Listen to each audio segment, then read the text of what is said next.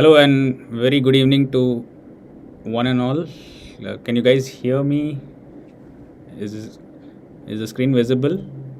The audio and the video clear?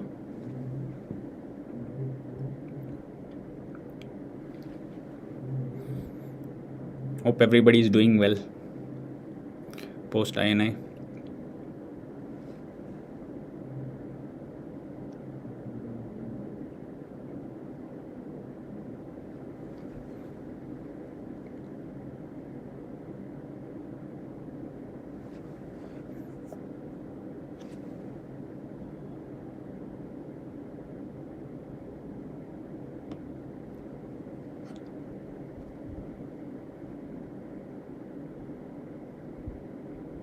Okay, thank you. So I think we'll start off. So as you all know, today this is a session meant for a recall and discussion of the recently concluded INI exam, which I hope went well for you guys, and I hope you'll be able to get the rank of your desire and your choice. Hopefully, even if you've not done well, it's no reason to be disheartened because NEET is coming up just a month away. So keep your preparations at the maximum levels. Okay, so don't slack up. Don't think about what's happened already. The results will be announced and the time will take its course. So make sure you don't deviate from focusing on the upcoming NEET exam, and that's actually even more important.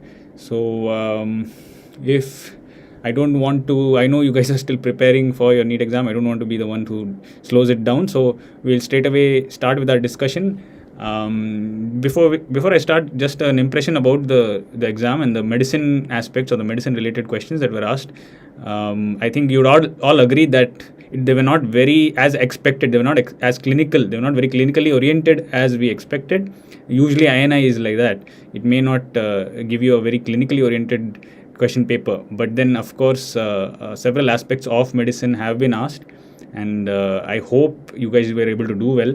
I hope you were able to navigate through the medicine section and all the other sections also in the question paper. There has been a change in pattern since November 2023 with the 4 sections timed for 45 minutes each, and so on. So with that, let me just start off with our discussion. Let's make sure that we try and finish this on time. So this will be medicine recall, again emphasizing this is a recall based session. We've tried our best here at Manipal MedAce to try and gather all the questions as accurately as possible. If there are any differences, if there are any disagreements regarding the questions, please do let me know either in the live chat or later on if you're watching this on 1.25x. Okay, so I've split the question paper, the recall based question paper, into sections starting with endocrinology. So a lot of questions from endocrinology, and INI really loves to ask questions on endocrinology and especially diabetes, and especially in that also anti-diabetic medications. So as expected, several questions have been asked, and not so difficult in my opinion. I hope you feel too the same way. Okay, so starting with the first question, this was if you would agree, quite straightforward. A man presented with pedunculated abdomen, thin skin and purplish striae with non-healing wounds. Quite straightforward. If you agree, this sounds very much like patient who has Cushing's disease or Cushing's syndrome rather. So hypercortisolism, that option is obviously going to be the correct choice here, isn't it? So hypercortisolism, when the cortisol levels go up, so in Cushing's syndrome, cortisol levels go up and they produce their effects. And it's not just cortisol. If it is something that involves even the adrenal cortex, the zona glomerulosa, where even the aldosterone levels would increase, that can even produce mineralocorticoid effects. So glucocorticoid effects would lead to a lot of lysis. Basically, it's going to lead to glycogenolysis. It's a catabolic hormone. It's opposite of insulin. In fact, cortisol leads to insulin resistance, and that is why, actually speaking, insulin resistance would be a component of the overall syndrome, but the correct answer is still hypercortisolism, because all these proteolytic changes, these are because of proteolysis. Thin skin, purplish striae, that is because the skin is stretching too fast and there is not enough protein tissue to try and make up for the stretching skin. Okay, non-healing wounds, immunosuppressed state, and the lysis, as I was saying, it will lead to glycogenolysis, gluconeogenesis, opposing insulin action. It will lead to proteolysis. Even it will also lead to osteoporosis. So, and along with that, there will be redistribution of fat. So that will lead to pedunculated abdomen. That means centripetal obesity. They would end up gaining more visceral adiposity, whereas their arms and extremities would be thinned out. So proteolytic and catabolic effects of cortisol would be there, apart from the additional effects of mineralocorticoid action. And the cortisol itself would be able to act, because the concentration of cortisol is increased cortisol. Now it will be able to act on the mineralocorticoid receptor, because normally this action is not present in health. Cortisol is not allowed to act on the mineralocorticoid receptor because of the presence of the enzyme 11-beta hydroxysteroid dehydrogenase 2. But it gets overwhelmed with the high amount of cortisol, and then it can even produce mineralocorticoid actions. So please do remember the Cushing's disease. Now, upcoming NEET exam, if there are questions based on Cushing's, it could be based on what are the causes of Cushing's syndrome. Cushing's disease, remember, is because of a pituitary adenoma. Usually it's a microadenoma. And apart from that, is the most common cause of Cushing's syndrome. Apart from that, there could be an ectopic ACTH producing tumor that produces Cushing's syndrome. Most often that will come from the lung, either a bronchial carcinoid that's producing ACTH, or it could be a small cell lung cancer that is producing ACTH. Okay, rarely it will be an adrenal tumor, an actual direct adrenal tumor. Okay, so differentiations are important. ACTH levels would be high in patients of either pituitary or ectopic ACTH producing tumors, whereas it will be low if it's an adrenal tumor. Whereas if you try and suppress this, so if you attempt a low dose or a high dose dexamethasone suppression test, the ectopic ACTH producing tumors ACTH will not come down, whereas only the Cushing's disease, that means the pituitary ACTH, will come down. Okay, so the differentiations are important. I hope you're able to revise. Treatment wise, you need to resect. If it's a pituitary microadenoma, it needs to be resected. Or medical therapy could include limited options, like you can use either if a patient has the adrenal tumors especially, then you can end up using either metirapone or mitotane, especially for adrenal carcinomas. It works well. And then there are certain other options like etomidate. So these are limited options, but tumor resection is always going to be the primary therapy. Okay, so these are from the app where I had discussed. So telangiectasias, all these are as a result of telangiectasias are prominent capillaries. They're prominent because the skin has become thinned out. Because of the catabolism, the skin has become so thin that even the capillaries are become prominent. Okay, so there's going to be a lot of catabolism, including in the skin, right? So this is quite straightforward. I hope you agree. Moving on, second question. Again on diabetes, so an oral anti-diabetic medication which increases the risk of urinary tract infection. So quite straightforward, right? So SGLT2, quite a trending drug, quite a trending class of drug because of its several effects, several good effects, as well as, of course, certain side effects. This is one of the most prominent side effects of SGLT2 inhibitors, and therefore the obvious option among them was the SGLT2 option. Okay, it might have been a specific drug, dapagliflozin, or might have been the class mentioned like this, SGLT2 inhibitors. Recall based, there may be some differences, but then the message is the same. Okay, the SGLT2 inhibitors, high risk of developing urinary tract infections. Practically also we see that very often, especially including fungal infections. So vaginal candidiasis could also occur. Okay, apart from that, another question which was also based on SGLT2 inhibitors was if a patient with diabetes has heart failure with preserved ejection fraction, that's ejection fraction of 50%, what anti-diabetic drug would be most useful? So that again, the clear winner is SGLT2 inhibitor, that's dapagliflozin. Okay, even a GLP-1 analog would have been useful. It also has very good cardiovascular safety data, but then that was not mentioned in the options. Dapagliflozin is a clear winner for any patient with heart failure with preserved ejection fraction, with diabetes or without diabetes for that matter.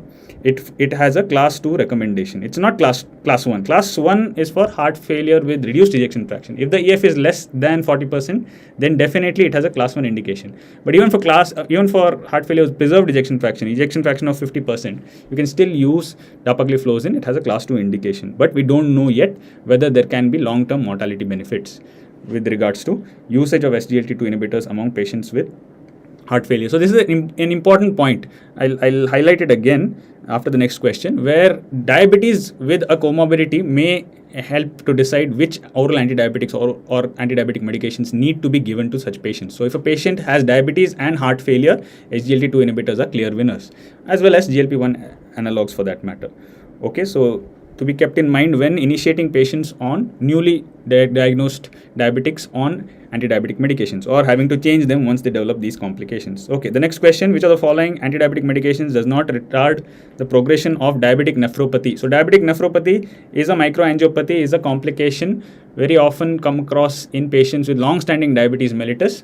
Okay, so it needs to be screened for, right? Just like diabetic retinopathy, you need to screen for annual screening of diabetic nephropathy post diagnosis. So at diagnosis and annually thereafter, you need to be doing not just a renal function test, that means testing for their creatinine levels, also check for urinary albumin creatinine ratios. Okay, and then see if in what class they fall under. Do they have albuminuria? If they have albuminuria, do they have moderately increased or do they have severely increased albuminuria? Okay, so these are the new terms that have replaced the older terms of microalbuminuria and macroalbuminuria. The new terms are moderately increased, and the range is the same. So 30 to 300 would constitute moderately increased albuminuria, and beyond 300 is severely increased albuminuria. Correct? So these are some things that you need to be. Oh, sorry. Proximal myopathy was given. I'm sorry, I missed that option in the chat. Okay, so proximal myopathy was given for the cortisol question, is it? Sorry, a little bit of recall error, I suppose. Here, perhaps proximal myopathy might have been mentioned as a clinical feature. Again, that goes as a proteolytic manifestation. So it breaks down proteins. It breaks down the skin proteins. It breaks down the muscle proteins.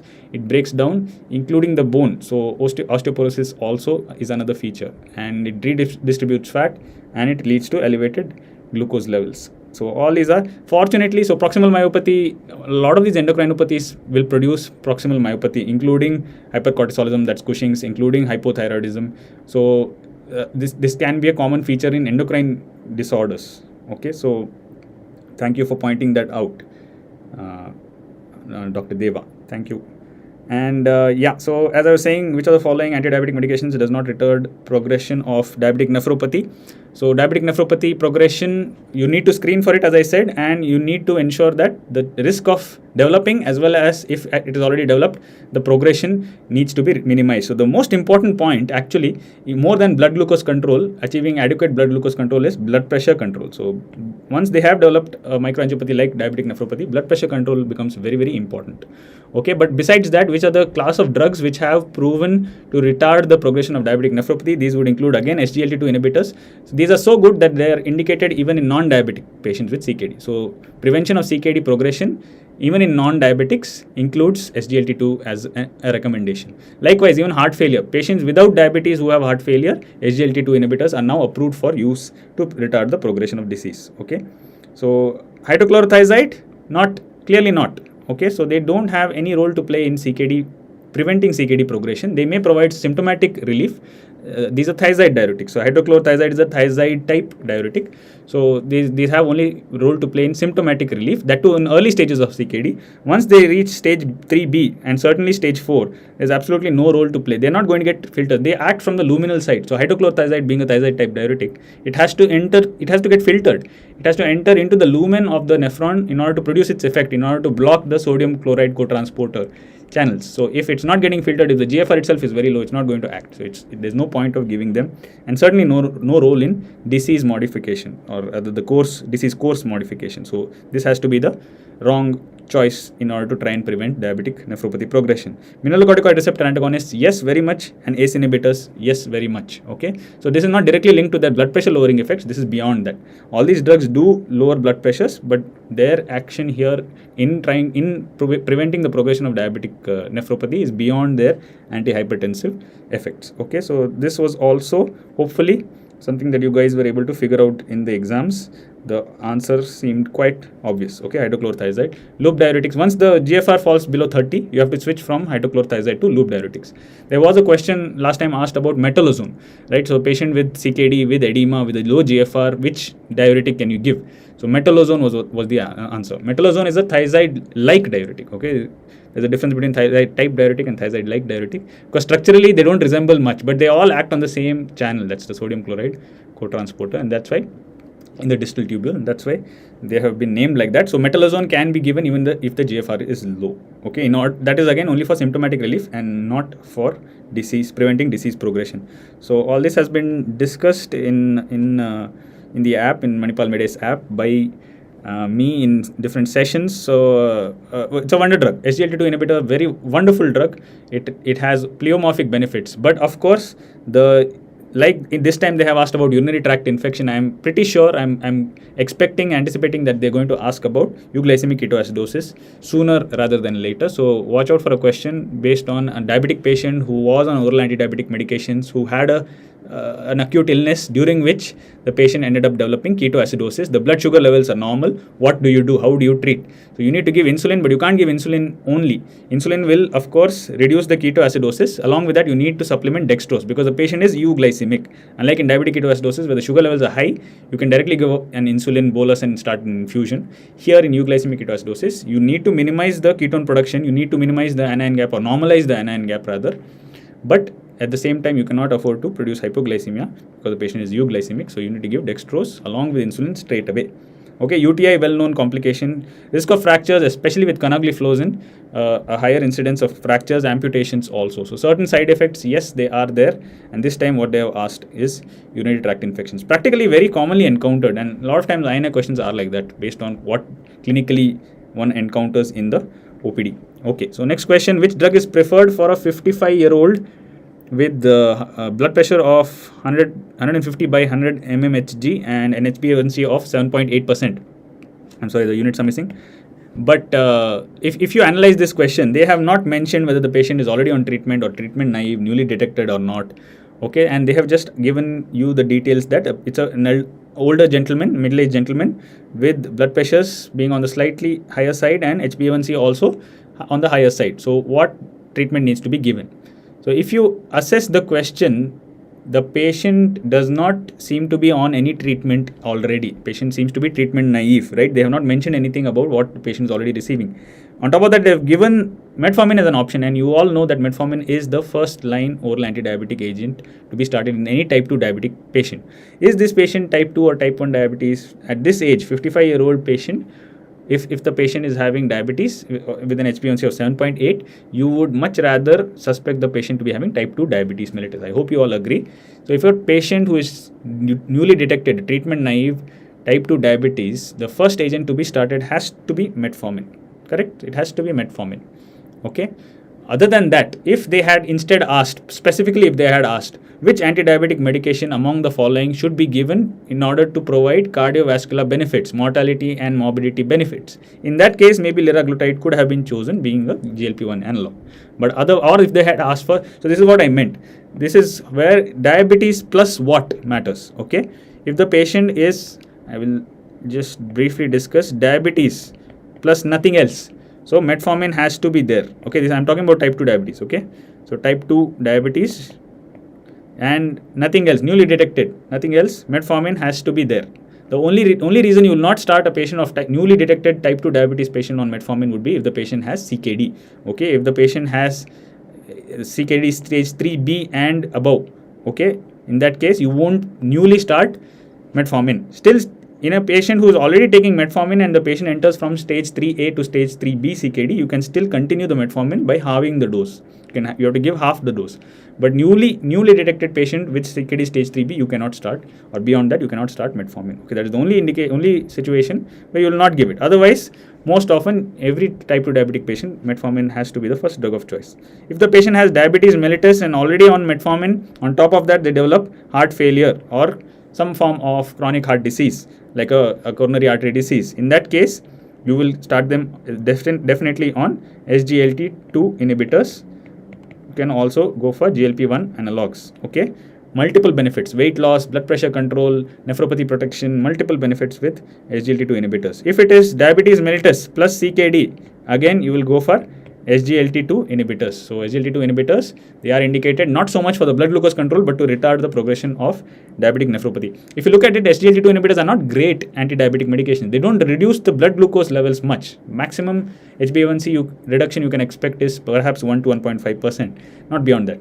Okay, but the other benefits are just so good, so wonderful that these agents have now been recommended for even non-diabetic patients with these conditions. Okay, if the patient has MASLD Okay, so metabolic syndrome associated or metabolic dysfunction associated steatohepatitic liver disease. If they have MASLD, then in that case, again, GLP-1 analogs are great. Or if the option has thiazolidinediones, that's also great. Okay, gamma PPAR agonists, these are great. Okay, and of course, you know now MASLD is also trending. It's a trending topic. I'm very surprised. Frankly, I'm surprised that they did not ask a question based on MASLD, because it has now MASLD now has its first approved treatment, FDA approved treatment, and that is mesitrom. Resmetirom. Okay, so resmetirom is a thyroid hormone receptor beta agonist. So that is the first ever drug approved for treatment of MASLD, resmetirom. Okay, so you should expect a question in NEET for based on MASLD, something based on MASLD. They've changed that, so they changed the nomenclature. It used to be NAFLD, it used to be NASH, now it is MASLD and MASH, that is MASH. Okay, so they changed the nomenclature in INICET November 2023. They asked 2 questions based on MASLD, but this time they have not asked anything. Do expect a question in NEET. Okay, so these are what are important. If you're starting a diabetic patient on anti-diabetic medications, comorbidities will help to decide which ones to give. Okay, so here quite straightforward. Metformin has to be there, unless they had clearly mentioned the patient has CKD stage 5 or stage 4. Only then you would not give metformin. Only then you have to look for the other options. But here it has to be metformin first. Okay, so quite clearly this, you don't need to be told, you already know it, that it is a first line oral anti-diabetic agent for type 2 diabetes mellitus. Okay, diagnostic criteria for diabetic ketoacidosis all except. Okay, so options given were serum potassium being less than 2.5, anion gap more than 12, blood glucose levels more than 250, bicarbonate less than 15. Obviously, you expect an anion gap to be present because of all the beta hydroxybutyrate accumulating, and the blood glucose levels in a diabetic ketoacidosis patient who is not on SGLT2 inhibitors, you expect the blood glucose levels to be above 250, and bicarbonate levels will obviously come down as a result of the as a result of the accumulation of the anionic acids. That means because of the keto acid accumulation. Okay, and therefore obviously serum potassium is not a requirement for making a diagnosis of diabetic ketoacidosis. So DK based questions, emergency based questions are commonly asked both in NEET and INI. So please do prepare for diabetic ketoacidosis thoroughly. If they've asked diabetic ketoacidosis now, they may ask about HHS in the NEET exam. So please do revise the aspects about diabetic ketoacidosis management. Okay, what do you have to watch for? So this is important. So if the patient has diabetic ketoacidosis, before you give insulin, you have to check their insulin levels. That is a dictum. Okay, and all endocrinologists, when you go for endocrinology rounds, this is one of the questions that they like asking MD postgraduates. So postgraduates of medicine, when they join endocrinology for rounds, one of the questions they ask is, if a patient has diabetic ketoacidosis, what is the first thing that you will administer? So we always have the tendency to think it's insulin. No, it's not insulin, it's normal saline. Patient with diabetic ketoacidosis has lost a lot of fluid because of osmotic diuresis they become hemodynamically unstable, and that's why giving them saline is of paramount importance. After that, check for the serum potassium level. If that is normal, initiate insulin. Okay, that is a dictum, but it's not required. Serum potassium levels are not required for making a diagnosis of diabetic ketoacidosis. That's quite clear. So otherwise, usually it's a type 1 diabetic who develops diabetic ketoacidosis, but an advanced type 2 diabetic patient may also develop diabetic ketoacidosis, because after many years of having type 2 diabetes, the pancreas beta cells get burnt out, and that can end up resulting in a state which resembles insulin deficient state of type 1 diabetes. That's why they can end up developing diabetic ketoacidosis. Okay, so right, straightforward, I hope. Next, a breastfeeding lady. I'm sorry, I couldn't get all the options for this. Perhaps it was just too straightforward. So whoever I spoke to, they could not recollect the other options. So I just left it as it is. A breastfeeding lady's neonate unfortunately succumbed to an illness. Which of the following can be given to inhibit breast milk secretion and breast engorgement? So there were 2 versions, breast engorgement and breast milk secretion. Cabergoline being a dopamine agonist, dopamine inhibits prolactin secretion. Dopamine is secreted from the hypothalamus, supposed to inhibit the secretion of prolactin from the lactotropes of the anterior pituitary.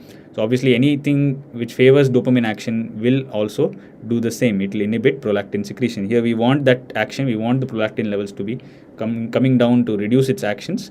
So dopamine agonists like cabergoline, so it's a ergot derived dopamine agonist. It can be used in It can be used in hyperprolactinemia. It can be used for this indication also in order to reduce breast engorgement and prevent breast abscesses in such situations. Dopamine agonists are also obviously used for treating Parkinson's disease, early stages of Parkinson's. Even instead of starting them on levodopa, you can go for dopamine agonists also. And obviously it can be also used for restless leg syndrome. But in restless leg syndrome, dopamine agonists are no longer first line agents. In restless leg syndrome, the first line agents are gabapentin and pregabalin. Okay, can anybody tell me what is the mechanism of pregabalin and gabapentin? What is the mechanism of gabapentin? If anybody can tell me in the chat box, I'll be happy. Okay, that is also a question I feel you should expect sooner rather than later, because we all tend to think the gabapentin acts via the GABA receptors. Is that true? Please let me know in the chat box. So otherwise I couldn't get the rest of the options. If you could help me, I'll be grateful. Otherwise we'll just consider that this. Okay, metoclopramide and bromocriptine were also there. Okay, thank you, Dr. Devashini. Metoclopramide, okay, metoclopramide is a dopamine antagonist, so we cannot be giving dopamine antagonist, we want a dopamine agonist. So obviously metoclopramide, I'm not getting that right, metoclopramide is not the right choice. Okay, so we'll rule that out. And bromocriptine, so what is with bromocriptine? Bromocriptine is also a dopamine agonist. It's also an ergot-derived dopamine agonist, but the bromocriptine has a very short half-life, so need to give repeated doses. So that would be one thing going against metoclopramide. Against bromocriptine. Otherwise, because cabergoline is a longer-acting drug, that can be a more preferred drug. Bromocriptine is preferred only in the first trimester of pregnancy. If in case she was a pregnant lady who already has a prolactinoma and she needed to be continued on dopamine agonists, we would switch from cabergoline to bromocriptine in the first trimester of pregnancy. Only that indication for bromocriptine would be over cabergoline. Otherwise, most often it is cabergoline over bromocriptine. That's because of its longer half-life. Okay, cabergoline is suspected to have teratogenic effects. In animal studies, it was shown to have, but not in human studies. But yet we don't take chances. We don't give it in the first trimester of pregnancy. So that brings me to another point. So there are certain drugs where you have to switch. Okay, certain conditions where a non-pregnant lady, once she becomes pregnant, you need to switch it in the first trimester. So one of such conditions is, of course, prolactinomas. So a prolactinoma, if a lady was already on, so the thing is, because of the prolactin levels being high, the lady will have infertility, menstrual irregularities, and once she is married, she wants to conceive. So in that case, in order to continue treatment, of course, for maintaining fertility, they will have to take the cabergoline. But once she does conceive, she has to be switched over from cabergoline to bromocriptine, because bromocriptine is safer. It has a shorter half-life. It needs to be taken more frequently, but then safer. Okay, in the first trimester. Then she can go back to cabergoline after the first trimester of pregnancy. Likewise, warfarin. If a patient is on warfarin for some indication, okay, some sort of thromboembolic disorder, perhaps APLA syndrome. APLA, of course, is difficult to conceive. Even with treatment, it's difficult to conceive. Repeated abortions are the norm. But then, by some chance, if a lady with a procoagulant state did conceive, but she was on warfarin before conception, that needs to be switched over. Okay, so low molecular weight heparin would be safer. Low molecular weight heparin would be safer.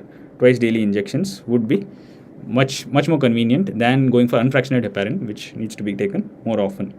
Okay, and likewise, even a patient with Graves' disease. So a Graves' disease lady or a Graves' disease patient ends up conceiving.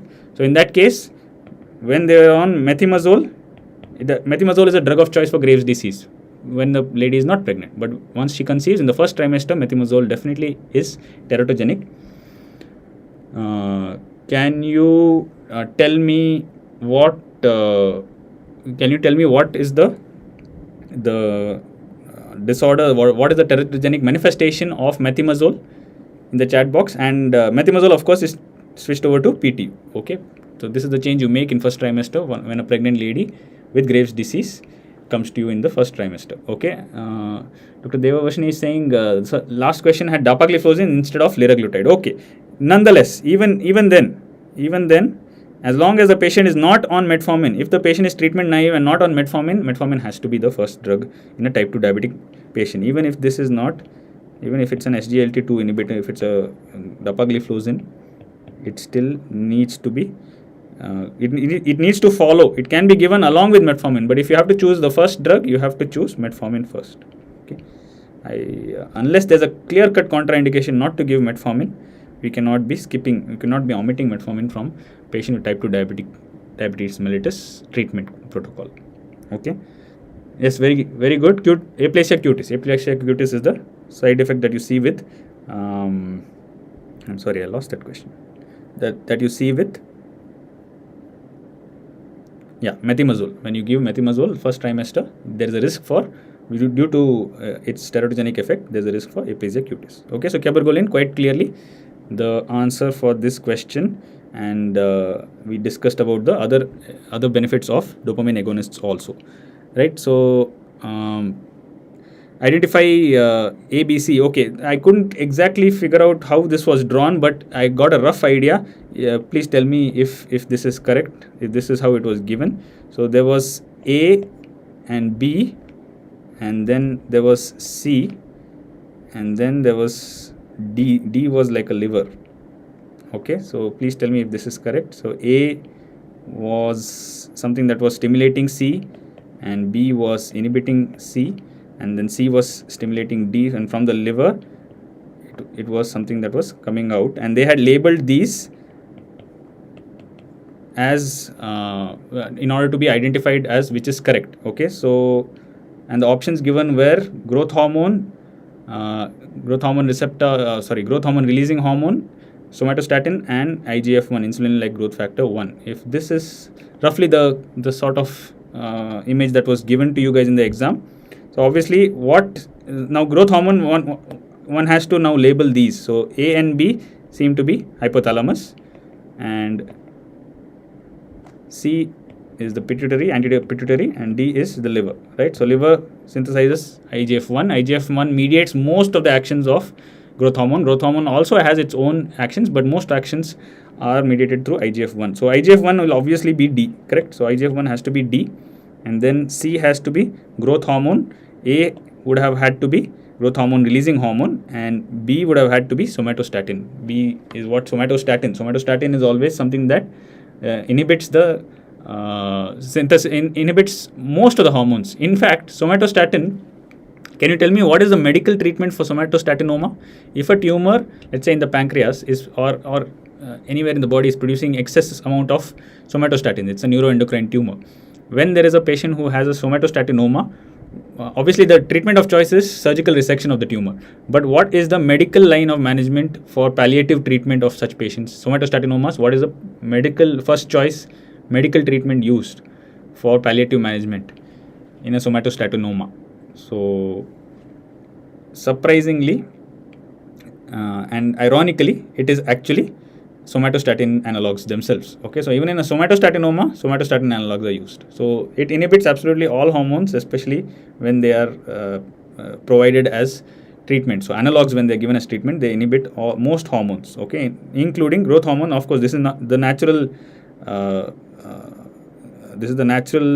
axis of secretion and inhibition. Somatostatin will inhibit the growth hormone secretion from the anterior pituitary. Okay, so this was also something that was discussed. So I hope you guys were able to figure out even during the exams. Thanks, Dr. Devavashini, for saying that the options are correct. Yeah, so I hope you were able to figure out during the exams also what meant what. So what was A, B, C, and D. Okay. Yeah, so I think that was all about endocrinology. Not very difficult, not too elaborate clinical scenarios, not very difficult in my opinion. Okay, so next, going on to acid-base disorders. This was even simpler, I feel. I hope you also feel the same, because they were not very difficult. There were not no calculation-based questions also asked. It was simple identification-based questions. And starting with the patient who had several episodes of vomiting, ABG revealed pH of 7.55, which means alkalotic. So pH was alkalotic, PaCO2 is elevated, and bicarbonate level is elevated. So you have to consider 24 as when you're trying to calculate, you making calculations in an ABG, you consider bicarbonate level of 24 to be normal, PaCO2 you consider 40 to be the normal cutoff. So anything above 40 you take it as elevated, right? So if everything has gone in the same direction, pH has increased, PaCO2 has increased, bicarbonate level has increased, that means the patient has a metabolic process. And obviously if the pH has increased, it's metabolic alkalosis. So metabolic alkalosis because of elevated bicarbonate level. So only if the bicarbonate level is elevated, it will produce a metabolic alkalosis. A respiratory alkalosis would mean the PCO2 would be reduced. So basically this patient has metabolic alkalosis, and vomiting is a known cause for, very common cause for metabolic alkalosis, right? So vomiting will produce something known as saline responsive or chloride responsive metabolic alkalosis. Basically, obviously initially the vomiting will lead to loss of hydrochloric acid. So hydrochloric acid loss, now the protons need to be replaced in the stomach, that's why they're lost from the blood. And along with that, because of hypovolemia, there is going to be secondary hyperaldosteronism. So the hyperaldosteronism, remember, aldosterone loves alkali.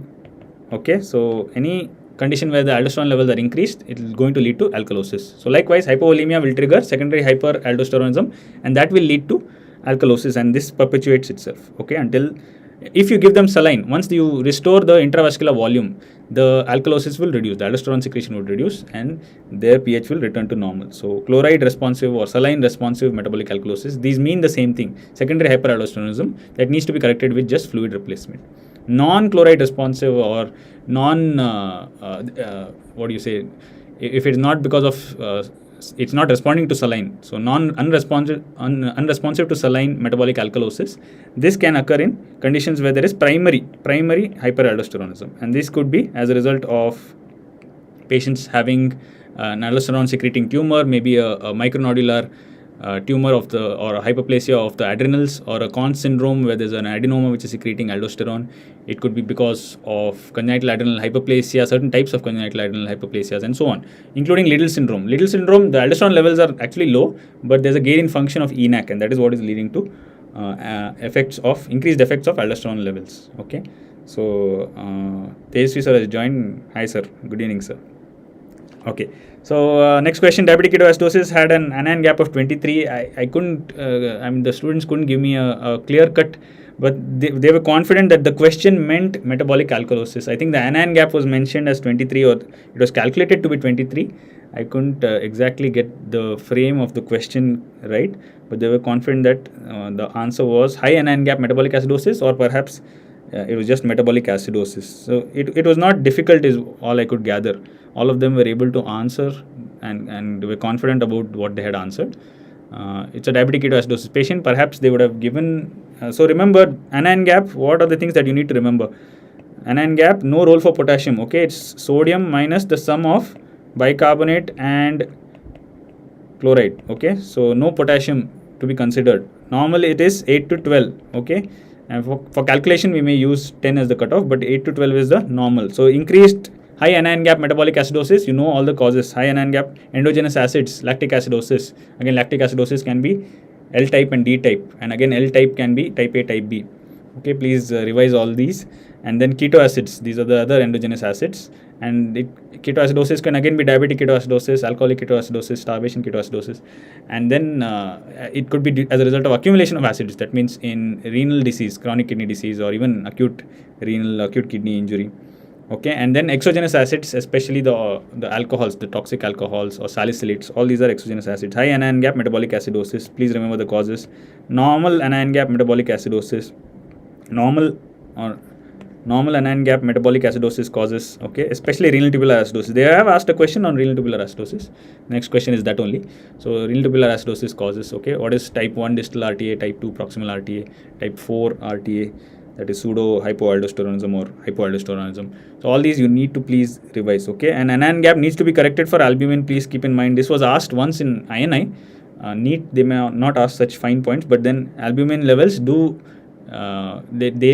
levels of albumin, if they are varying, even the anion gap can be affected. Okay, so for every 1 gram per deciliter reduction in albumin from 4.5, 2.5 increase needs to be done, change needs to be done to the anion gap levels. Okay, which condition do you get low anion gap?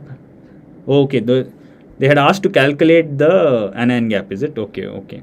So yeah, so for that only, so please do remember, don't take into account potassium levels. It's sodium minus the sum of bicarbonate plus chloride. We don't take potassium because potassium value itself is very low, and on top of that, the potassium values get affected by pH, right? So in metabolic acidosis, the potassium levels go up. That's why we don't usually take, by convention, we don't consider the potassium levels while calculating the anion gap. Okay, so I'm sorry, this question I could not get a complete view, but I hope you were all able to answer. Okay, which condition do you get low anion gap? Sometimes you get a metabolic acidosis with low anion gap. Okay, any idea where do you get low anion gap with metabolic acidosis? Okay.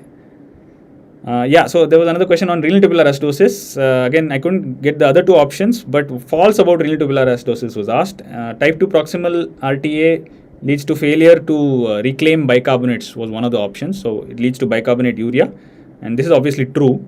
And type 4 RTA leads to hypokalemia. This is obviously false. Isopropyl alcohol would lead to a normal anion gap metabolic acidosis. Very good attempt, Dr. Devavarshini. Isopropyl alcohol leads to normal anion gap but high osmolar gap metabolic acidosis.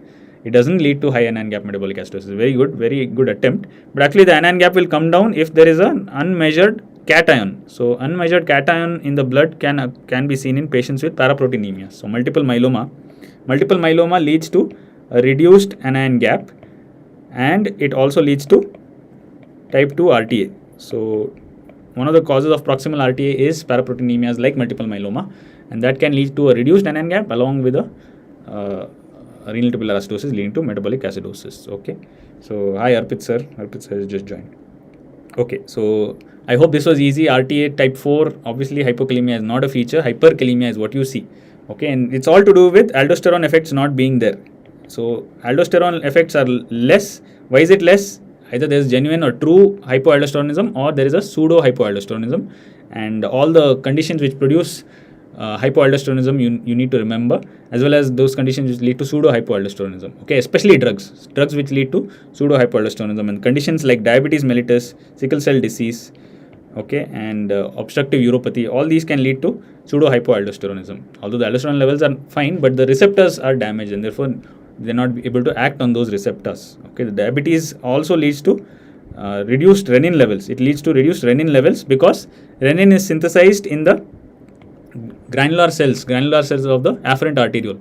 So it's an angiopathy. Diabetes is an angiopathy. It affects the afferent arterioles, leads to reduced renin synthesis, and that again leads to pseudo hypoaldosteronism. Okay, and then several drugs like beta blocker, ACE inhibitor, ARBs, NSAIDs, of course. Along with these, even heparin. Don't forget the diuretics, the potassium sparing diuretics, including spironolactone, eplerenone, finerenone, all these. Okay, finerenone is also it's a trending drug. Finerenone is a drug that is a non-steroidal mineralocorticoid receptor antagonist, which has been approved for treatment of diabetic nephropathy, preventing progression of diabetic nephropathy. Okay, so that's also a drug that is trending, so you should be aware about finerenone. Okay, so I think acid-base disorders, not much of an issue. Hopefully, was a cakewalk for you guys. Okay, now slightly tough questions. Maybe not this one particularly. This cardiology. Next, moving on to cardiology. Cardiology, there were some questions. I think 7 questions were asked. First one was on an ECG which showed atrial fibrillation. Please correct me if I'm wrong. ECG showed an atrial fibrillation, narrow complex irregular rhythm with tachycardia, and which meant you had to make a diagnosis of atrial fibrillation. And in that atrial fibrillation, the question was that the patient has hemodynamic instability. What is the next appropriate step?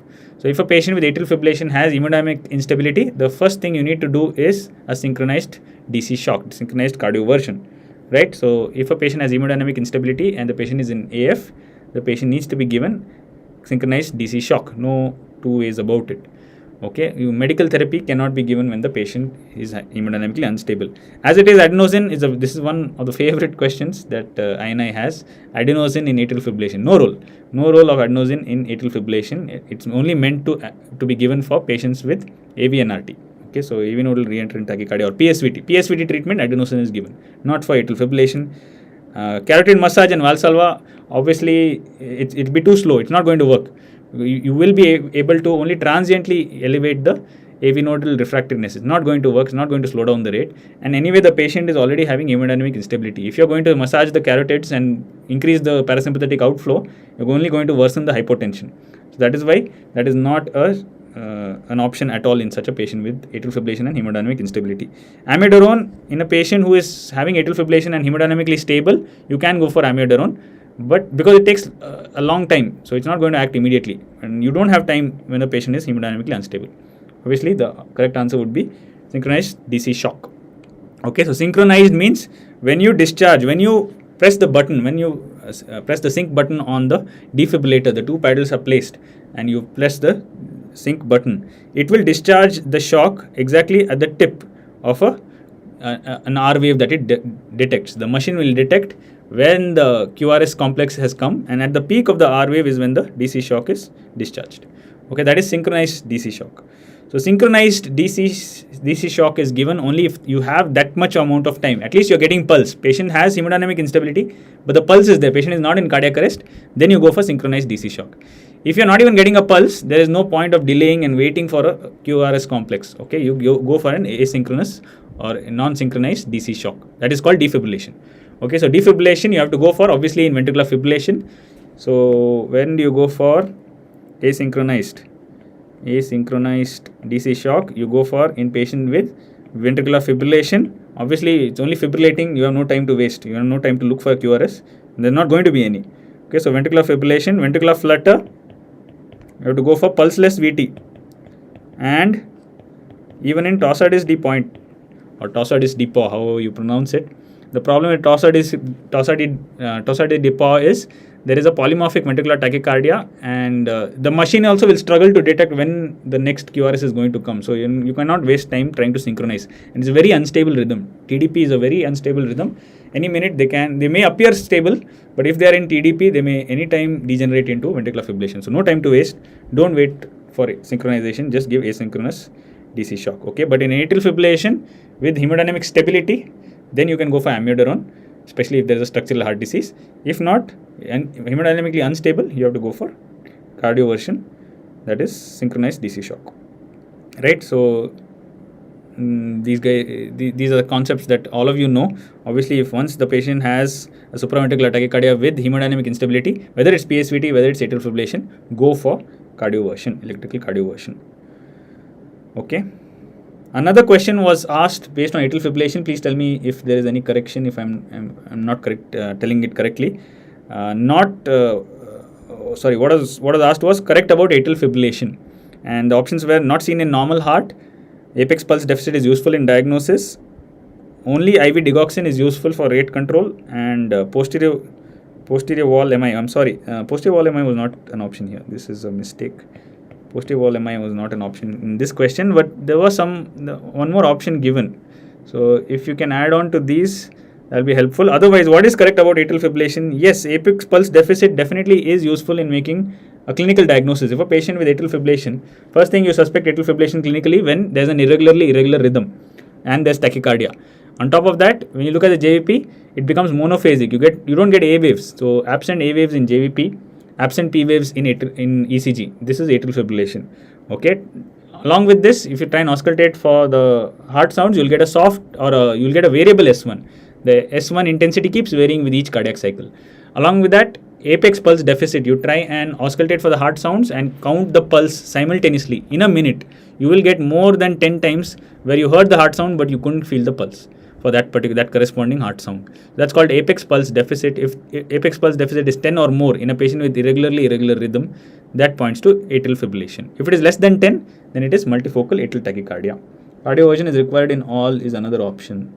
Thank you, Dr. Devavarshini. Cardioversion is required in all. So atrial fibrillation, cardioversion is attempted in all, no doubt, but it's not required if a patient is hemodynamically stable. A hemodynamically stable patient, especially with a permanent AF. Let us say a patient had a mitral stenosis, an uncorrected or even perhaps corrected mitral stenosis. An MS patient who has atrial fibrillation, who has a very large left atrium, so very dilated LA, never will you expect that atrial fibrillation would be coming back to sinus rhythm. It's a permanent atrial fibrillation. So permanent atrial fibrillation, as long as patients maintaining hemodynamics and functionality, their cardiac output is sufficient to allow them to function. In such patients, you need not have to. It's not a necessity for going for cardioversion. You can go for rate control and allow the patient to function conveniently as much as possible. Okay, so atrial fibrillation, the last option was cardioversion is required in all. Thank you, Dr. Devavarshini. So these were the options about atrial fibrillation. So please expect atrial fibrillation based questions are very commonly asked both in NEET and INI. So do prepare well for atrial fibrillation. I think one more point, if I'm not wrong, so it's here. Not seen in normal heart. That's wrong. It can be seen in normal heart. In fact, there's something called, there used to be an entity called lone AF, lone atrial fibrillation, where if a patient did not have any predisposing risk factor also, they may end up developing atrial fibrillation. Can you tell me what is holiday heart syndrome? Holiday heart syndrome. I believe holiday heart syndrome is also something to do with the structurally normal heart, yet they end up developing. Where all do you see? Okay, Dr. Devavarshini is asking apex pulse deficit, where all do you see? Actually, so the problem with apex pulse deficit is the ventricle is contracting, but it does not have either, cannot generate enough force to pump out sufficient amount of volume of blood to be felt in the periphery, or it doesn't have blood in the first place. It's contracting without enough blood in it. So atrial fibrillation and multifocal atrial tachycardia are the prime examples of apex pulse deficit. A ventricular premature contraction could also lead to an apex pulse deficit. Just like if multifocal atrial tachycardia is also atrial ectopics, atrial premature contractions, but more than one ectopic foci. Likewise, if the ventricle also has multiple ectopic foci, VPC, if there are multiple foci of VPCs, that can also produce apex pulse deficit. It will contract before it was meant to, so it's not filled up. The diastolic, end diastolic volume is not enough to produce a peripheral pulse. So you'll hear the heart sound, you'll hear the S1 closing, but you will not feel the corresponding peripheral pulse. So ventricular ectopics could also produce. Okay. Atrial fibrillation. Yes, atrial fibrillation does produce apex pulse deficit, and usually it will be more than 10. Less than 10, you suspect multifocal atrial tachycardia or a VPC, frequent VPCs. Yes, so that's about atrial fibrillation, and we've discussed about atrial fibrillation in the app. Holiday heart syndrome, just a reminder, normal heart. So so atrial fibrillation, pulse deficit, PD meant pulse deficit, more than 10 atrial fibrillation, less than 10 multifocal atrial tachycardia. Obviously, number of clinical features which we discussed. Apart from that, the complications of atrial fibrillation would include cardioembolic manifestations. Okay, I think a couple of years back there was a question in which a patient had atrial fibrillation and developed mesenteric artery occlusion, right? Had developed mesenteric ischemia. So it can produce thromboembolic manifestations. So yes. Okay, holiday heart syndrome is binge of alcohol. Binge of ethanol can actually trigger atrial fibrillation even in a structurally normal heart. So non-cardiac causes of atrial fibrillation are there, including thyrotoxicosis, okay, alcohol, electric shock, and electrolyte abnormalities. Okay, lone atrial fibrillation was a term used previously. We don't encourage it anymore.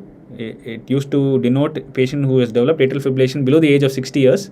Someone who is aged less than 60 years and developed atrial fibrillation, but has no risk factors for developing, no known risk factors for atrial fibrillation.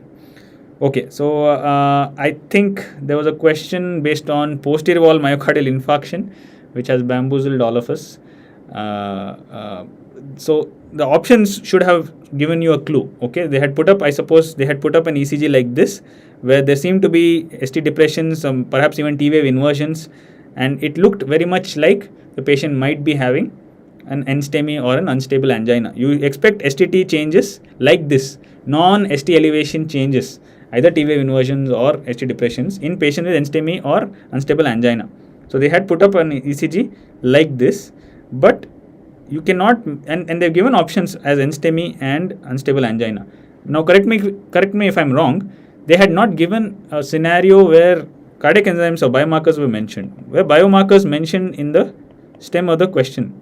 If biomarkers were not present in the stem of the question, you can not distinguish between NSTEMI and unstable angina. So if both these options are given, the only way to differentiate them is based on elevated biomarkers being present. For NSTEMI, biomarker elevation will be present. Unstable angina, fortunately the patient did not. Okay, so troponin levels were not given. I'm not able to see. Troponin levels are not given. Yes, so troponin level is not given. Once biomarker levels are not mentioned, you cannot distinguish between these two. So automatically both these options become invalid. Okay, so even if there are changes, STT changes, but if these two are options, the only way you can make sense out of these two options is by comparing biomarkers. If that is not there in the stem of the question, these two become invalid rather. Okay, so now you are left with only myocarditis and posterior wall MI. Okay, I may be wrong. Maybe it was STEMI also, ST elevation MI also. I may be wrong, but if it is myocarditis versus posterior wall MI, it becomes quite straightforward. Myocarditis should lead to global STT changes. It cannot be only in a few places. So what students are pretty confident about is the STT changes, ST depressions were mainly in the precordial leads, V1 to perhaps V4 if I am not wrong. Okay, so if myocarditis would not be affecting only a part of the, it has to be global. It has to affect the entire myocardium, right? So it cannot be a focal myocarditis. So you cannot explain focal changes with myocarditis. Obviously, the answer becomes posterior wall myocardial infarction. Now, what I want to highlight is if STEMI was in the option, if there was an ST elevation MI also mentioned in the options, a posterior wall MI is very frequently associated with an inferior wall myocardial infarction. So posterior wall can be supplied by the right coronary, can be supplied by the left circumflex also. If it's a left circumflex artery occlusion, it can produce a pure posterior wall MI. But if it's a right coronary artery occlusion, very often inferior wall MI changes will also be there. 2-3 AVF, there will be ST elevations. Along with that, there will be associated posterior wall MI. So it all depends on what that ECG contained. If you are sure there are no ST elevations in the ECG, then very likely the answer is posterior, pure isolated posterior wall MI. What you need to look at is how is the QRS complex in V1 and V2. Normally, QRS complexes in V1 and V2 are supposed to be predominantly negative. Okay, predominantly negative QRSs in V1 and V2. Instead, here if you saw in the ECG there was STT changes along with a predominantly positive QRS complex in V1 and V2, then that means definitely posterior wall MI. Okay, V1, V2 have no business being positive. The QRS in the V1, V2 has no business being positive. But in case you notice that they were predominantly positive along with the ST depression and T-wave inversions, that means the patient had posterior wall MI. Why these changes occur in posterior wall myocardial infarction is in a standard 12 lead ECG, we do not look at the posterior wall. Posterior wall leads are V7, 8 and 9. They are placed in the posterior axillary line, the scapular line, the spinal line. So we don't usually use these leads. So instead, if there are ST elevations in these leads, they would manifest like this. Okay, there would be a Q wave, there would be ST elevation, and there would be an inverted T wave like this. This is how it would have appeared. Okay, but in a standard 12 lead ECG, we cannot pick this up. Instead, we can pick up the reciprocal changes to these, and that is why it manifests like this. Okay, so if you saw these changes ulta, if you reverse these, if you made them upside down, you would notice that this is nothing but a Q wave followed by ST elevation and an inverted T wave. Okay, so these are nothing but the reciprocal changes of posterior wall leads in a posterior wall MI. In a standard 12 lead ECG, you cannot make a direct diagnosis of ST elevation posterior wall MI. Instead, you have to rely on reciprocal changes being present in the V1, V2, V3, V4. These precordial leads, because they lie opposite, they lie opposite to the direction of the posterior wall. Okay, so this was a bouncer, no doubt, but I'm sure you guys have you would have prepared for this. The only question is you have to look intently, you have to look closely at lead 2, 3 and AVF and hope that there are no ST elevations there. If there were, that means it's an inferior wall ST elevation MI along with posterior wall MI. Otherwise, if there is only posterior wall changes or changes only in the V1 to V4, in that case it will be posterior wall MI. Okay, so next question, chest pain, fever since 1 month and breathlessness in 7 days. An X-ray was given and it showed cardiomegaly.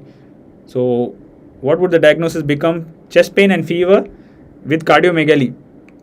So pericarditis can produce chest pain, especially it is pain that radiates to the scapula. It gets worse on lying down and gets relieved on sitting and leaning forward. So this is the typical history for pericarditis type of chest pain, and fever since 1 month. So basically a pericarditis due to a chronic infection in India, you have to suspect tuberculosis, and obviously because of the pericarditis there is effusion. Okay, so pericardial effusion is there. What is the I think what it was not diagnosis, I'm sorry. I think what was asked was which one is false.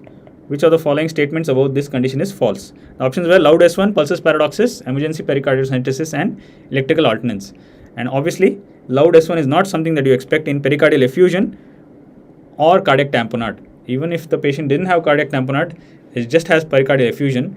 It's physics, right? So because there is a liquid that is separating now, it's separating the heart from the chest wall.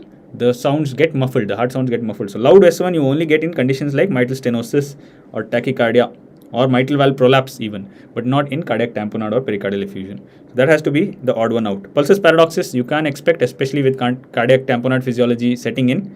Emergency pericardiocentesis, since the patient has developed breathlessness, yes, it is an indication. If the patient had developed shock, the patient had developed obstructive shock, that will also be another indication for emergency pericardiocentesis. Electrical ordinance can be the ECG finding in pericardial effusion. Because the heart is swinging with each cardiac cycle, within the excessive amount of pericardial fluid that has accumulated, there will be variation in the voltage of the QRS complexes leading to electrical alternance. So this is also correct. So all you guys would have known this too. Okay, so remember Beck's triad for cardiac tamponade: elevated JVP, muffled heart sounds, and hypotension. Hypotension is obstructive shock, and JVP, please remember that the patient will have obliterated Y descent. Okay, prominent X, obliterated Y descent. This is the typical JVP finding. It will be non-pulsatile also. Okay, JVP, remember in cardiac tamponade will be non-pulsatile. Non-pulsatile JVP you can get in patients with cardiac tamponade and SVC obstruction, SVC syndrome. These are the two causes. Right. Okay, next question. Inhaled nitric oxide is used for, I am sure you guys would have gotten this, right? The answer would be pulmonary hypertension, right? So it's used for diagnosis of pulmonary hypertension, especially you want to look for vasoreactivity. It's used for the vasoreactivity test in pulmonary hypertension. You want to know if the patient will do well on calcium channel blockers. Unfortunately, majority of the patients will not have this vasoreactivity positivity. It's a minor fraction. Only roughly 20% of patients with pulmonary hypertension, primary pulmonary hypertension, will have nitric oxide positivity. So you give them inhaled nitric oxide and look for the drop in mean pulmonary artery pressures. You know pulmonary hypertension is when the mean pulmonary artery pressures exceed 25 mmHg. 20 mmHg. The older cutoff was 25 mmHg. The new cutoff is of course 20 mmHg. When the patient has pulmonary hypertension, you look at the mean pulmonary artery pressure response to inhaled nitric oxide. You give them inhaled nitric oxide and see if it drops. So if it is dropping by more than 10 mmHg and the absolute value coming below 40 mmHg. So these are both required to say the patient has vasoreactivity. So vasoreactive patients, once they are given nitric oxide, if they do have this vasoreactivity, that means they are good candidates to be treated with calcium channel blockers. They'll do well on them. Like dihydropyridine calcium channel blockers. That means amlodipine or nifedipine, high dose amlodipine, very, very high dose nifedipine. They're good candidates. If they're not reacting, then we need to go for alternative medications, including prostacyclin analogs or endothelin antagonists. Okay, so as Arpit sir rightly pointed out in his session, INI recall session, that nitric oxide can also be used as a second line treatment in patients, in neonates who have developed persistent pulmonary hypertension. Okay, so persistent pulmonary hypertension of newborn, you can use nitric oxide, inhaled nitric oxide as second line treatment also. Okay, bronchial asthma, you don't use inhaled nitric oxide in bronchial asthma. You use something called exhaled nitric oxide, right? There's something called FeNO. FeNO stands for fraction of exhaled nitric oxide. You give them nitric oxide and see, or rather you measure the amount of nitric oxide in their exhaled breath. This is reflecting of eosinophil activity actually. So the more the eosinophils, the higher the proportion of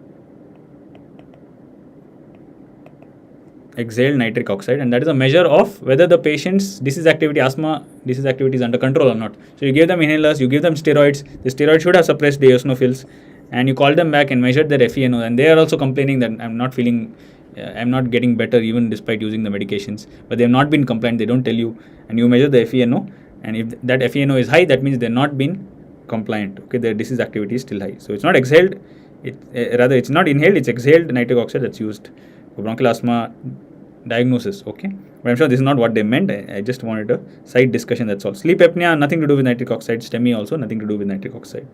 Okay, so as I said, vasoreactivity test uses inhaled nitric oxide for making a diagnosis of vasoreactivity and deciding whether the patient has going to have good response to calcium channel blockers. These are first line. In case they are not having vasoreactivity, then you go for endothelin receptor antagonists, including ambrisentan, bosentan, tadalafil phosphodiesterase inhibitors, soluble cyclic guanylate cyclase stimulators like riosigort. A word on bosentan, it's a non-specific endothelin receptor antagonist. So it antagonizes both. The option was persistent pulmonary hypertension in children, is it? Oh, Dr. Devavashini has said the option actually given was persistent pulmonary hypertension in children. Okay, in that case, definitely nitric oxide becomes the treatment of choice. Okay, it's not treatment of choice, it's the second line treatment, but yes, that becomes the most viable option. Okay, a word on endothelin receptor antagonists. A newly approved drug is aprocitentan that has been approved in treatment of hypertension. Okay, so far we had pulmonary hypertension drugs, endothelin antagonists. Now systemic hypertension also, we have a drug newly approved, aprocitentan, that is also a non-specific endothelin receptor antagonist. So watch out. That's that got approved this year only. So maybe too soon for them to frame a question in NEET for that, but do watch out for future exams. Okay, drug of choice for infective endocarditis due to enterococcus in a patient with penicillin allergy. Arpit has also discussed this. Obviously, the answer cannot be Astronam because that is meant for gram-negative infection. Enterococcus is a gram-positive infection, and obvious choice has to be vancomycin first. Okay, so patient who has enterococcal endocarditis, vancomycin has to be drug of choice. There was a doubt whether it was cefixime or ceftriaxone. Doesn't matter. Both are not the appropriate options. Okay, penicillin allergy, you cannot be giving these. You have to, obviously not piperacillin also. You have to be given vancomycin. Astronam, you can give in penicillin allergy patients, but then the indication here is not appropriate for Astronam.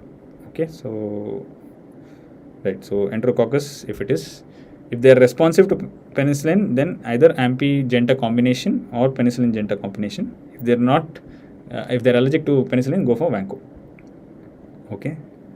Right, so that was about cardiology. The rest of the questions in medicine were not many, so I'll quickly go through them. Immunology-based questions, where one was on Kawasaki, one was on IgA vasculitis, not seen in Kawasaki disease, purulent conjunctivitis, pleomorphic rash, strawberry tongue, and cervical adenopathy. Very, very characteristic that they will have cervical adenopathy. They will have very inflamed tongue, very hyperemic tongue. That's why it's called strawberry tongue. In fact, because the adenopathy and the inflamed tongue, they'll have a lot of difficulty in being able to take food. So swallowing and nutrition takes a hit in patients of Kawasaki disease. Pleomorphic rash of obviously subungual keratosis, subungual desquamation, and just generalized erythematous rash could also be present in patients of Kawasaki disease. Purulent conjunctivitis is not something that is seen in Kawasaki disease. If you had to look for a purulent finding in vasculitis with purulent eye finding, you have to go for which vasculitis do you see hypopaeon? So if you were seeing a purulent finding in a patient with vasculitis in the eye, purulent finding in the eye in a patient with vasculitis, the diagnosis, very, very high suspicion you will have to have of polymorphous rash in particular. Yeah, so basically it may not be a very strictly defined or a strictly describable rash. That's what polymorphic rash or pleomorphic rash would mean. Behcet syndrome, very good, Dr. Devavashini. Behcet syndrome is where you get hypopaeon. So posterior uveitis, many of these connective tissue disorders produce anterior uveitis, like for example ankylosing spondylitis, but Behcet is what you have to suspect if there is posterior uveitis producing hypopaeon. Okay, no purulent manifestation in Kawasaki disease. Kawasaki disease, unfortunate, occurs in children most often, and very, very close differential is MISC, multisystem inflammatory multi-inflammatory MSIC, I'm sorry, MSIC, multi-system inflammatory syndrome in COVID. No, it was multi-system inflammatory syndrome in COVID. I'm sorry. Okay, that is a very, very close differential to Kawasaki disease, occurs in children. Kawasaki produces coronary aneurysms, can even produce myocardial infarction. Okay.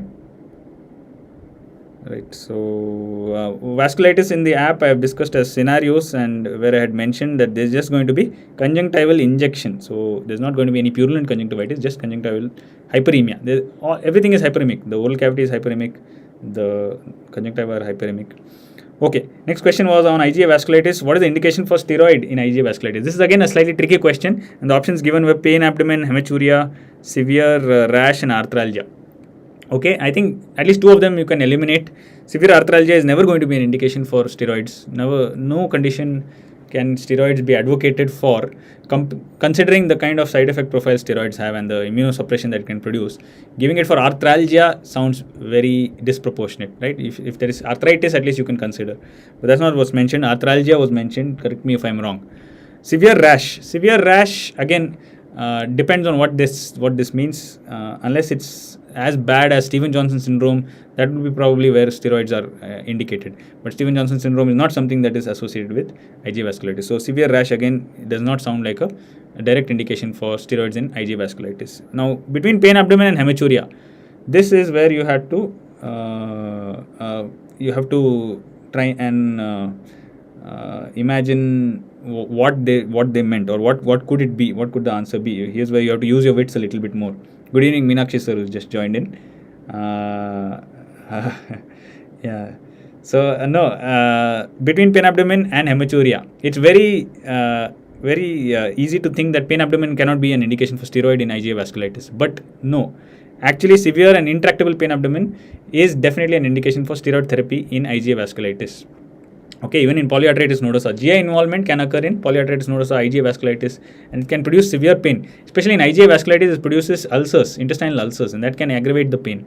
Okay, so and that's why disease activity needs to be reduced, and in intractable pain abdomen, definitely steroids are given. Hematuria. Now, even in patients who have IgA vasculitis, who may be having renal involvement, you all know about Berger's disease, purely IgA vasculitis involving only the kidneys. Okay, and that is IgA nephropathy. So in IgA nephropathy, a lot of patients may have painless hematuria, right? And that cannot be an indication. And this kind of painless hematuria may persist without progression. The disease may not progress. Less than 1/3 of patients with IgA nephropathy do end up progressing towards CKD. So just a painless hematuria or a microscopic hematuria cannot be an indication for steroid therapy in IgA vasculitis. And I have looked it up also in multiple references.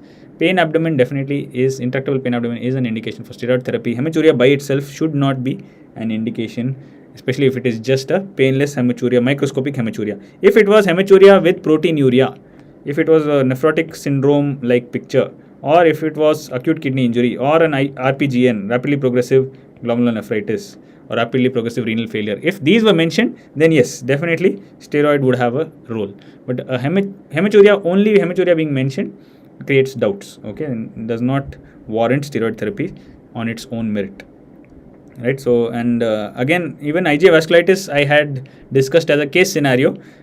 These were based on personal experiences, and that's why I described a case whom I had seen recently when I had shot the video. And that patient was an older man. So remember HSP or IgA vasculitis, the other name is HSP, inoxazoline purpura. It need not occur only in children. It's very commonly described in younger age group, in boys, male predominance, but it's not necessarily only in younger age group. It can occur even in adults, and very often in adults it tends to be progressive, unlike not so much in children. So it was a 40-year-old man who had presented with intractable abdominal pain. When we did colonoscopy, we realized the patient had intestinal ulcers, and that is why, and that was also corroborated with skin biopsy results. That has also shown vasculitis, suggestive of IgA vasculitis, and that is why we had started the patient on steroids. And later on, the patient was non-compliant and developed other manifestations. But the point is, I had put a very similar scenario to what they have asked. So disabling this abdominal pain was the indication for steroid in that particular patient. Right. So next, moving on, neurology. neurology, not too many questions. Usually they used to ask a lot of localizing questions. Not so much this time, I suppose. But if I have missed any questions, do please let me know. Yeah, so thank you. Meenakshi sir has given us some inputs. RPGN with hematuria may mandate steroid therapy. Yes, definitely, sir. Correctly said. Yeah, so which of the following is a feature of upper motor neuron lesion? I think there were multiple choices: spasticity, atrophy, exaggerated deep neural reflexes, fasciculations, and rigidity. So obviously fasciculations, you should remember, in motor neuron disease, fasciculation is an important manifestation and occurs due to low motor neuron lesion. So fasciculations is due to low motor neuron, it's a manifestation of low motor neuron lesion, therefore that is out. Atrophy likewise, so atrophy occurs only when the lower motor neuron is damaged, not when an upper motor neuron lesion occurs. So that is why spasticity, exaggerated deep neural reflexes, and rigidity, all these three would account for an upper motor neuron lesion. Okay, this has been discussed by Abhirami ma'am also, and I also looked it up in several references. So there's no confusion about this. Spasticity, rigidity also. There was a little bit of doubt about rigidity. No, rigidity is also considered an upper motor neuron lesion. Okay, and exaggerated deep neural reflexes. So discuss this in amyotrophic lateral sclerosis. Whenever you see combined features of LMN plus UMN, you have to think of motor neuron disease, especially ALS. Okay. ALS is typical, the typical presentation involves combined upper and lower motor neuron manifestations. So spasticity and pyramidal tract signs, including exaggerated reflexes, plantars being extensor, these are features of upper motor neuron lesions. And lower motor neuron, there's going to be atrophy or wasting. Fasciculations in the hands, they're called polymini myoclonus. You don't need to know that, it's a clinical finding. Cramps and weakness could occur as a result of LMN. Okay. So again, sorry for the question numbering is wrong. Is it correct? Let me just check. Yes, it's correct. I'm sorry. So radiological intervention for aneurysmal subarachnoid hemorrhage has been asked. The options were endovascular coiling, clipping of the aneurysm, angioembolization, and bare stent placement. Option A is obviously correct. Endovascular coiling is an interventional radiological procedure or an endovascular procedure. So basically an endovascular surgeon or a radiologist, an interventional radiologist can perform this. And any patient who develops a subarachnoid hemorrhage, they're present with intense headache, worst headache of their life, and they may end up having neck rigidity on examination also, and they may become comatose as a result of the subarachnoid hemorrhage, leading to acute rise in intracranial pressures. And any patient whom you do a CT scan and you notice that there is subarachnoid hemorrhage, the next step has to be CT angio. Okay, CT angio is the next step. This is also a PYQ. And after CT angio, once you locate the aneurysm, then you can decide whether it is how best to approach it, whether it is approachable through an endovascular route or whether it is best approachable through a neurosurgical route. So if it is a more superficial aneurysm, or if it's an area where it's accessible for neurosurgeons, then they can go ahead for clipping of the aneurysm. Otherwise, endovascular route is always a safer route when it's slightly deeper inside the brain parenchyma, the aneurysm. Okay, angioembolization is in no way involved in treatment of subarachnoid hemorrhage. Angioembolization, you can do it for conditions where there is hemorrhage. For example, in patients who have massive hemoptysis, you do bronchial artery embolization, or in patients who have PPH, postpartum hemorrhage, you do uterine artery embolization, but it's not done for subarachnoid hemorrhage. An aneurysmal rupture cannot be fixed with angioembolization. Bare stent placement, neither. Okay, bare stent placement for coronary for a coronary artery disease can be done, but not for subarachnoid hemorrhage of the aneurysmal rupture. Okay, so as I had said, endovascular procedure, that is coiling. So only these two options you have to consider. Obviously, for neurosurgical procedure like clipping, it has to be a neurosurgeon. For an endovascular procedure like coiling, it has to be an interventional radiologist or a vascular surgeon. Okay, not a danger sign of headache. Options were temporal arteritis, subacute worsening over 2 weeks, cocaine use, and age over 50 years. Dissecting out the options. So danger signs of headache, basically you are worried about an imminent or a sinister cause of headache. So temporal artery tenderness obviously is a sinister cause. Temporal arteritis, right? So temporal arteritis or giant cell arteritis, it is a secondary cause of headache, can lead to blindness. So you cannot be you cannot be too relaxed if you find a patient who has headache and also has temporal artery tenderness. So that is a very significant finding, favoring a danger sign for headache. Subacute worsening over 2 weeks. Okay, any change in character, even if the patient has had a long-standing history of headache, if they have a sudden change in character, including intensity being increased, or the character of the headache, earlier it used to be dull aching, now it's throbbing, or the duration of the headache, any change in the features of the headache subacutely has to signal that the patient is having a dangerous headache, okay, or a sinister cause for headache. Cocaine use, obviously cocaine is going to push up the blood pressure, is going to have sympathetic coactivity manifestations, can predispose to subarachnoid hemorrhage or an intracerebral hemorrhage. So cocaine use, a patient who is abusing cocaine is brought into the emergency room with headache, you're wondering if they've developed an intracranial hemorrhage. Age over 50 years. Age over 50 years cannot be considered as the strongest sign of a dangerous headache. Even migraine patients can continue to experience migraine into their older age. So a lady who started developing headaches in her 20s or 30s can end up continuing to have headaches into 60s and 70s also. So there's not going to be much remission beyond 50 years of age. So age both at 50 years by itself is not a danger sign. If the onset of headache was at 50 years, you would raise your eyebrows, definitely. But again, compared to the other three options, this has to be the least likely to be indicating a dangerous sign of headache. So likewise, discussed in the app, age at onset is important. Elderly, 50 years hopefully is not considered elderly. Therefore, that has to be the option which is wrong. Okay, temporal artery tenderness, definitely a suggestion of dangerous cause for headache. Apart from cocaine use or any focal deficits, any examination findings that suggest a neurological involvement, including meningeal irritation, neck rigidity, or focal motor deficits. These are all signs of danger headache. Okay, pulmonology, I think only one question.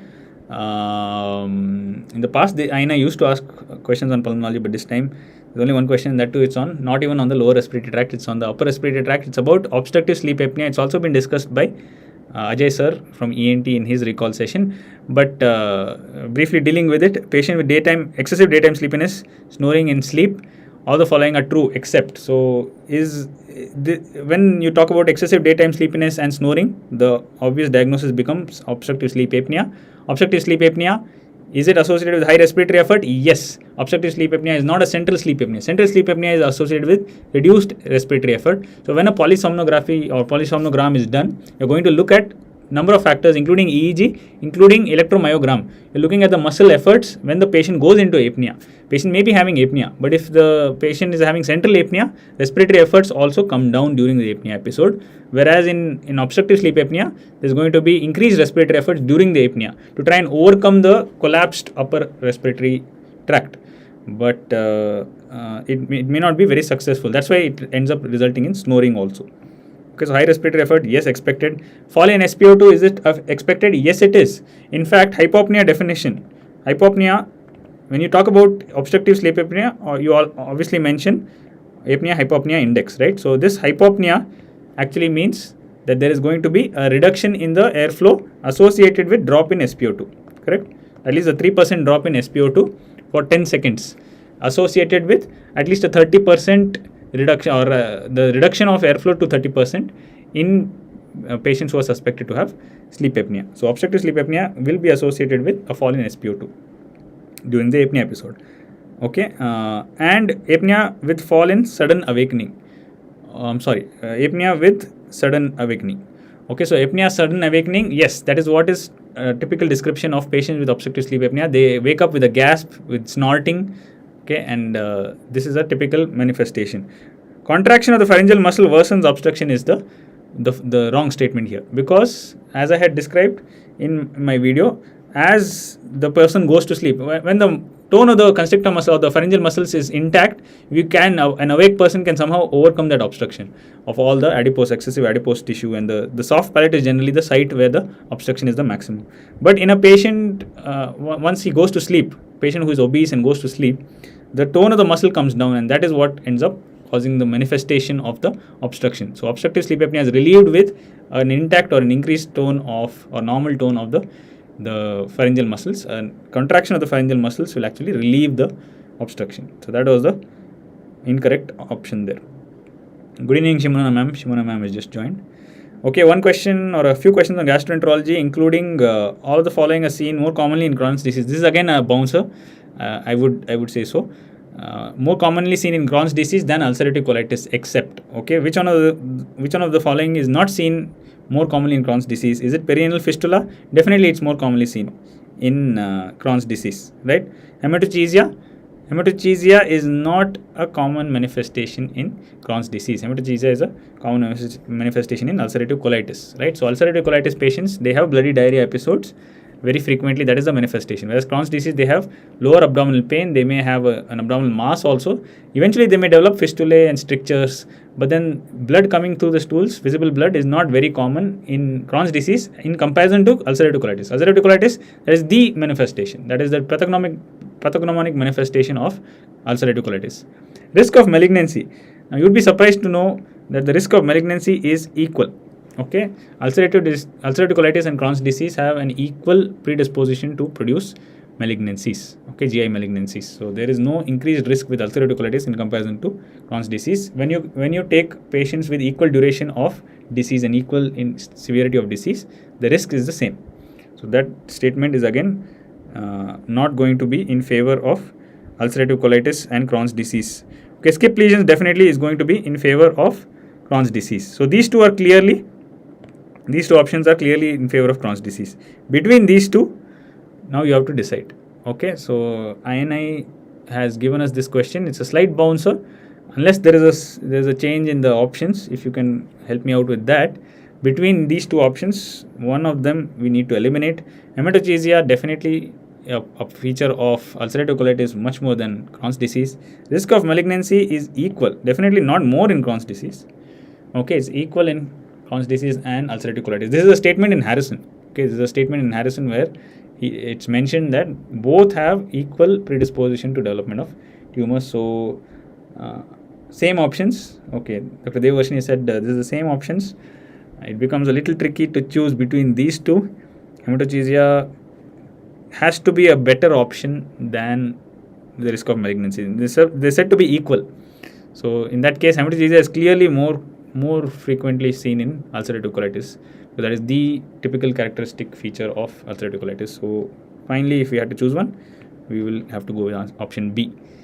Okay, unless it was a multiple choice, a multiple correct answer type, which I don't think it was. Students did not say that it was. So between these two, hematochezia would have to be a better option. Okay, slight bouncer. Right, so discussed about the manifestation. Bloody stools definitely more common in ulcerative colitis, apart from all that. So INI is known to ask questions on inflammatory bowel disease, and they have done it this time also. Not so straightforward though. Okay, nonetheless, an alcoholic patient suffered with altered sensorium. Ultrasound showed dilated portal vein. So portal vein being dilated indicates portal hypertension. Splanchnic vasodilation, portal hypertension. Treatment of choice. So alcoholic patient develops altered sensorium. This could be a number of reasons. It could just be the ethanol intoxication itself, ethanol overdose. It could so why will ethanol produce altered sensorium? Okay, it will obviously, there can be intoxication. It could be mixed with methyl alcohol, and that can produce its own CNS toxicity. So if there is methanol that is consumed, that can also lead to altered sensorium. It can lead to alcohol withdrawal. Complicated withdrawal can be associated with delirium tremens, which again, as the name suggests, there's going to be delirium. Alcohol itself can produce hypoglycemia, right? So hypoglycemia. In fact, alcoholic ketoacidosis patients can have lower blood glucose levels. Diabetic ketoacidosis will have high, and alcoholic ketoacidosis patients have low blood glucose levels. That is because alcohol inhibits glycogenolysis, right? So alcohol inhibits the NADH, or rather alcohol leads to production of NADH, and that can inhibit glycogenolysis. Therefore, there can be hypoglycemia. But obviously, what we are worried about is whether the patient developed cirrhosis, and therefore the altered sensorium might have been because of hepatic encephalopathy. Something has precipitated hepatic encephalopathy. Now, actually, speaking to some students, they said it was not about an alcoholic patient. It was about a patient with a long-standing history of alcohol intake, maybe a 20 years history of alcohol intake. So if that is so, we will tend towards making a diagnosis of alcoholic cirrhosis. Anyway, portal hypertension is there. Definitely cirrhosis is there. So the altered sensorium must be as a result of cirrhosis, a complication of cirrhosis, which is hepatic encephalopathy. Okay. So last binge was 7 days back. Oh, thank you, Dr. Devavarshini. Last binge was 7 days back, which means now acute effects of ethanol are all out. So we have to now consider that the patient has gone into hepatic encephalopathy. A binge of alcohol itself can worsen the liver cell reserve. Already the patient has cirrhosis, very few functioning hepatocytes are left. On top of that, if they take a binge alcohol drink, that can kill a few more liver cells, and that can precipitate encephalopathy. And that's why this patient might have ended up developing hepatic encephalopathy. Now, what is the treatment of choice? Upper GI endoscopy. I hope the options are correct. Upper GI endoscopy. Now, if a patient is having hepatic encephalopathy, that will not be an indication for performing an urgent upper GI endoscopy. Okay, so upper GI endoscopy, if the patient had hematemesis, if the patient had vomiting of blood or passage of blood in stools, then it could have been upper GI endoscopy. Or otherwise, you have to do it as an elective procedure later on once the patient is stabilized. But patient is in altered sensorium, there is absolutely no role for upper GI endoscopy unless the patient is having hematemesis or upper GI bleed. Lactulose, yes, that is the treatment of choice, the initial treatment for patients with hepatic encephalopathy in cirrhosis. In cirrhosis, it is lactulose. Right? In thiamine, again, this is something else that I did not mention. Ethanol abuse could lead to B1 deficiency, be associated with dry beriberi, and as a result can also precipitate Wernicke's encephalopathy and Korsakoff psychosis. Korsakoff psychosis is irreversible. That's why any patient with ethanol history, intake of ethanol history, and who is in altered sensorium, give them thiamine. Okay, give them thiamine before dextrose. Okay, and there is a chance that they may be in hypoglycemia, but don't give them dextrose without giving thiamine. Otherwise, it can worsen the beriberi or worsen the Korsakoff psychosis. So thiamine can be given if the patient had a history suggestive of beriberi or Wernicke's encephalopathy or Korsakoff psychosis. But here the last binge was 7 days ago, so that again goes out of the window. Chlordiazepoxide is given for complicated withdrawal, not the correct choice at this point. Okay, when a patient is already in altered sensorium, there is no point of giving them chlordiazepoxide 7 days after their last binge. Right, so it's quite some time ago. Therefore, the correct option has to be lactulose. Lactulose is used for treatment of hepatic encephalopathy. Apart from this, you can also give rifaximin. It's a gut-specific antibiotic. It's a rifamycin group of antibiotic, similar to rifampicin. Lactulose has a number of mechanisms by which it can reduce the or treat the hepatic encephalopathy. But remember, in acute hepatic encephalopathy, in patients with acute liver failure and developing hepatic encephalopathy, the problem is cerebral edema. In such patients, you need to give agents which will reduce the cerebral edema. For example, mannitol or hypertonic saline. Okay, whereas in cirrhosis-related hepatic encephalopathy, it is mannitol along with gut-specific antibiotics. Earlier, we used to use metronidazole and neomycin, or even prior to that, neomycin used to be used. But now the drug of choice is, the antibiotic of choice is rifaximin. Nephrology, only one question I could relate, and that too, I had to put it under nephrology. The question asked was not a common cause of bipedal edema.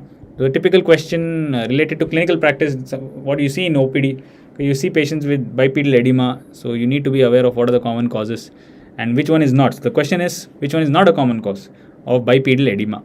So I put it under nephrology based on the options. Now, heart failure, is it a common cause? If you have done your internship or if you've been a part of a government medical college, you know that patients with heart failure, patients with cirrhosis of liver will come to OPD with pedal edema. It's very common. Oh, it's in children, is it? The question was in children? Not a common cause of bipedal edema in children. Okay. That changes a few things. Not a common cause of bipedal edema in children. Heart, it's difficult to put any of these in children actually. This is definitely not cirrhosis of liver. I mean, this becomes very difficult. Anyway, since we are discussing medicine, we'll discuss it as a medicine topic for now. This medicine question for now. Okay, so hi, Dr. Devik, he just joined in. So between heart failure and liver cirrhosis definitely common causes of bipedal edema. Between lupus nephritis and lower limb venous insufficiency, the only doubt you can have is lower limb venous insufficiency. Would it be bilateral? Yes, it is. it will be bilateral. In fact, it can produce asymmetric pedal edema. So you can get unilateral pedal edema because of venous insufficiency, lower limb venous insufficiency, or you can get bilateral but asymmetric. Asymmetric at onset or asymmetric in the severity. So it's actually reassuring. When you see a patient in the OPD who has asymmetric pedal edema, you almost rule out any systemic cause for the edema. It's a local cause. It's a venous problem. Needs to be dealt with, no doubt. But at least it's not something like a heart failure or a liver cirrhosis. Now, lupus nephritis obviously can cause renal injury, can produce AKI if it is aggressive enough. If it's a class 3 or class 4 lupus nephritis, can be very aggressive. Could be a CKD, like in patients of, let's say, class 5 or even class 6 CKD, or nephrotic syndrome. So it could manifest in different ways, lupus nephritis, and therefore lead to bipedal edema, no doubt. But is it common? The question is it common?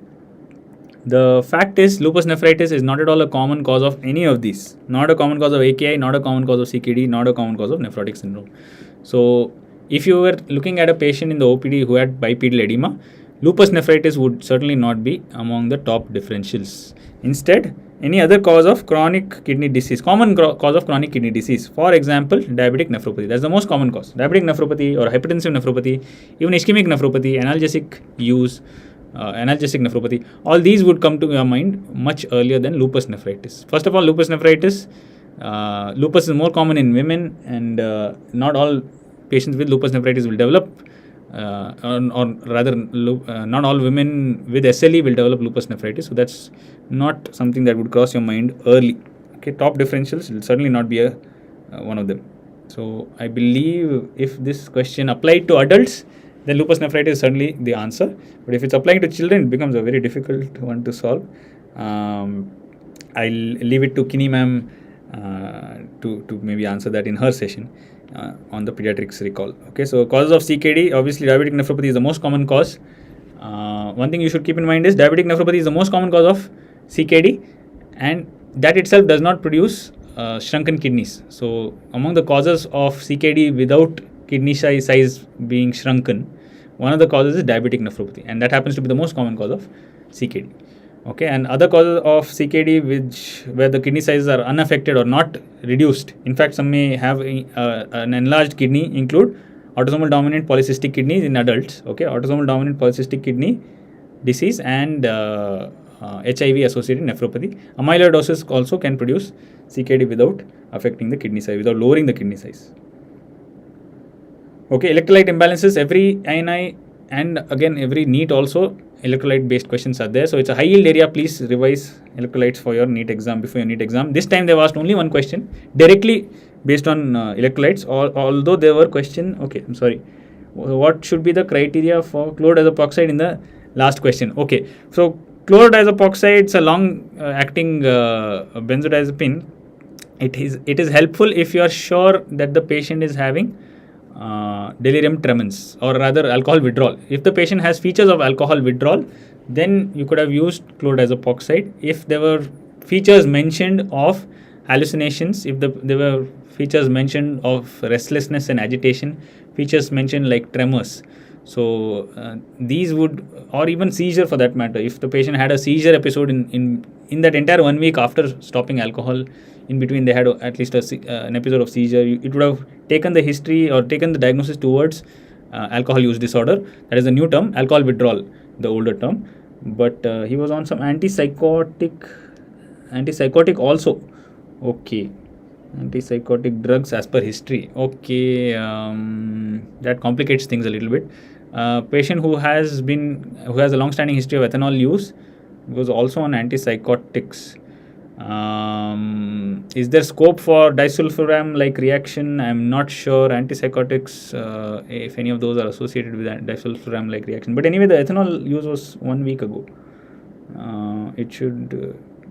It's because they've mentioned if portal vein has been mentioned, portal vein being dilated has been mentioned, they are trying to point towards or take the discussion towards the cirrhosis part. So that means portal hypertension, splanchnic vasodilatation. If portal hypertension or if portal vein diameter being increased is mentioned, dilation is mentioned, that would take it towards cirrhosis, towards hepatic encephalopathy. Chlordiazepoxide could have been taken if the patient had more obvious withdrawal symptoms like tremors or agitation, and hallucinations, seizures. Antipsychotics, as far as I can tell, I am not able to recollect any interaction between alcohol and antipsychotics. But then the fact that the portal vein diameter was mentioned, they need not have put that if they had to take the discussion towards delirium tremens or a disulfiram-like reaction. So we have to consider it to be hepatic encephalopathy that is producing the altered sensorium. Okay. Yeah. So as I was saying, hypokalemia, minimally dilated. Oh, it was mentioned as minimally dilated. I'm sorry then. So if the question had mentioned minimally dilated, okay, minimally dilated and antipsychotic use. Antipsychotic use. Difficult to make sense straight away. I will get back to you on this. Let me look it up a little more in detail. Minimal mentioned. Minimally dilated, that means. Minimally dilated portal vein. Long-standing history of alcohol use. Last drink 7 days ago. That also I should add on actually. Last drink of alcohol 7 days ago. But portal vein is minimally dilated. Frankly speaking, if this much information is, it's little less than what we would want to make a confident diagnosis. Something more should be mentioned. If it is at least a mention of tremors or a mention of perhaps flapping tremors. Flapping tremors would be too obvious, I suppose. It will give it away, the answer. Yeah, I agree. Even I am confused, frankly. So, little more information should have been there to make a straightforward diagnosis. No doubt a slight bouncer of a question from Gastro. Binge drinking 7 days ago. Okay, binge drinking 7 days ago. I'm sorry. It was not last drink, it was binge drinking. So, see, now what happens, that goes in favor of hepatic encephalopathy. So, things have started after the binge drink, right? So, if the binge drink is what is precipitated it, then it goes in favor of hepatic encephalopathy. Last drink 7 days ago, binge. Yeah, so it goes in favor of hepatic encephalopathy because the binge is what caused the liver to decompensate. So until then, the liver might have somehow managed to be as close to healthy as possible, keep everything as healthy as possible. But once the person had the binge, he decompensated and developed the hepatic encephalopathy. So since no definite features of withdrawal are mentioned in the question, a binge drink 7 days ago, and since then the altered sensorium started, would make a diagnosis of hepatic encephalopathy the most plausible one. So binge ethanol 7 days ago makes hepatic encephalopathy the most plausible one. Okay. Right. So good. I mean, even if we are not exactly able to come to a conclusion or not able to exactly remember the question or the options, at least we are able to discuss. And this is important for your NEET exams. So if the question scenario mentions certain points, based on what points withdrawal can be. Withdrawal can be, no doubt, I don't disagree with that. And being a medicine faculty, I have to keep an eye open towards all diagnoses. But there are some things called positive predictive signs. Okay, those signs where you have to go in favor of that diagnosis. So for alcohol withdrawal, apart from the mention of altered sensorium, there are no hard features. There are no features where you have to say, no, this has to be alcohol withdrawal. It's more like because the portal vein is not fully dilated, it must be alcohol withdrawal. It's become like that. So in order to make a diagnosis, we always look for hard signs, hard features. Okay, soft signs, plus or minus type. Now, just because portal vein is not fully dilated does not rule out cirrhosis. So cirrhosis can precede development of portal hypertension. So, and you know that portal hypertension is when the hepatic venous wedge pressure increases more than 5 mmHg. So before that also there can be some amount of cirrhosis. That's the thing. Unless there are some key symptoms or key manifestations mentioned, Dismissing withdrawal also becomes difficult, but conclusively or confidently saying it is alcohol withdrawal also becomes difficult. Okay, I am unfortunately we'll have to leave it at that. Okay, but it was good to discuss all the possibilities nonetheless. Okay, chlorodiazepoxide treatment in him, altered sensorium. No, you'll certainly have to go for a parenteral treatment. Altered sensorium chlorodiazepoxide as oral medication would not be appropriate also. Okay, you probably have to go for or you have to try and put a Riles or a nasogastric tube and go for chlorodiazepoxide. Sounds, I can't dismiss it, but then sounds less plausible. Okay, so we'll leave it at that for now. Binge has more risk of withdrawal. That's why. So binge has a risk of withdrawal, but binge equally has a risk of killing more liver cells and precipitating hepatic encephalopathy. You're right, Dr. Rishikesh. Very, very much correct. But that's what, as I mentioned, one hard sign to take us towards, at least, if not conclusively, at least to deviate us towards withdrawal. One feature, some amount of agitation, some amount of even as simple as sundowning. Okay, the altered sensorium was worse in the evenings and not so much in the morning. Some feature would help, but it is not there. So if it is not there, it becomes difficult to go in that direction also.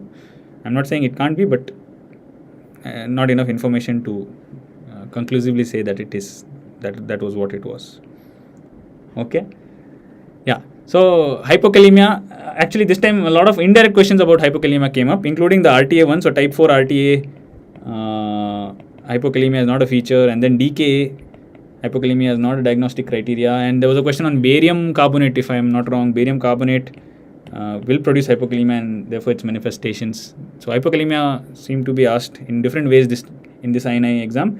And one direct question was not a consequence of hypokalemia. So hypokalemia is important for all muscles actually. Smooth muscles, skeletal muscles and cardiac muscles. Right, so skeletal muscle weakness definitely a feature of hypokalemia. Periodic paralysis is a manifestation. Hypokalemic periodic paralysis is a manifestation of hypokalemia.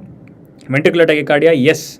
So there's going to be QT prolongation in patients with hypokalemia. The U waves become more prominent. The P wave becomes more prominent. Pseudo P pulmonale can occur, and there can be a prolongation of QT. Prolongation of true and pseudo prolongation of QT both occur. QT also gets prolonged, but because the U wave now becomes very prominent, we tend to mistake the U wave ending as the T wave ending, and there's a pseudo QT prolongation also. Nonetheless, QT prolongation can lead to early after depolarization that can precipitate torsades de Poix. Okay, polymorphic ventricular tachycardia, yes, that's a manifestation of hypokalemia. Diabetes insipidus, is it a manifestation? Yes, it is. Not central diabetes insipidus, nephrogenic diabetes insipidus. Diabetes insipidus can occur because of hypokalemia, because of tubular damage. So hypokalemia can cause failure to function of the collecting duct tubule cells, collecting duct cells rather, and therefore the patient can develop nephrogenic diabetes insipidus. Hypokalemia, hypercalcemia, all these can produce nephrogenic diabetes insipidus. Cerebral edema is certainly not a feature of hypokalemia.